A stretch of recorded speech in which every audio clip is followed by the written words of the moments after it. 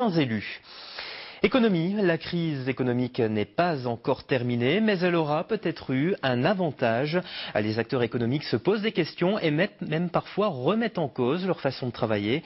Cet exemple, à la Fondation Mérieux de Verrier-du-Lac en Haute-Savoie, le premier réseau de recherche PIC s'est réuni. Le but justement, plancher sur les relations direction d'achat-fournisseur. Reportage.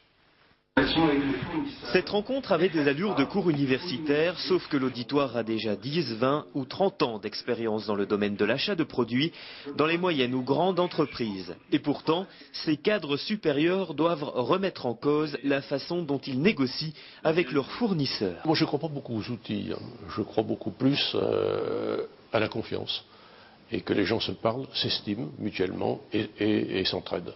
C'est le seul moyen aujourd'hui pour un pays comme le nôtre, pour une région comme la nôtre, de survivre. Il n'y a pas les gros qui vont survivre et les petits qui vont s'effondrer. C'est un ensemble d'une région qui réussit ou qui échoue. Il n'y a donc pas d'outils, mais les leviers sont bien connus. Parmi les éléments qui entrent en négociation, les coûts notamment. Selon une étude réalisée par Bearing Point, la priorité des facteurs reste l'optimisation des coûts pour 34%.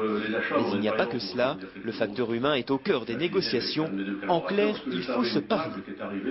Rien de nouveau, effectivement. Je pense simplement que certains avaient justement peut-être oublié les fondamentaux d'une relation client-fournisseur qui est avant tout une histoire d'hommes et de femmes. Ces hommes et ces femmes sont là et restent là, quelles que soient les évolutions de l'entreprise. On a été particulièrement attentif pendant cette crise à la santé financière de nos fournisseurs, avec un suivi particulier de nos fournisseurs stratégiques. Une surprise pour moi et je dirais quelque part le peu de défaillance. Alors il y a eu des difficultés côté fournisseurs, très clairement, des plans de licenciement.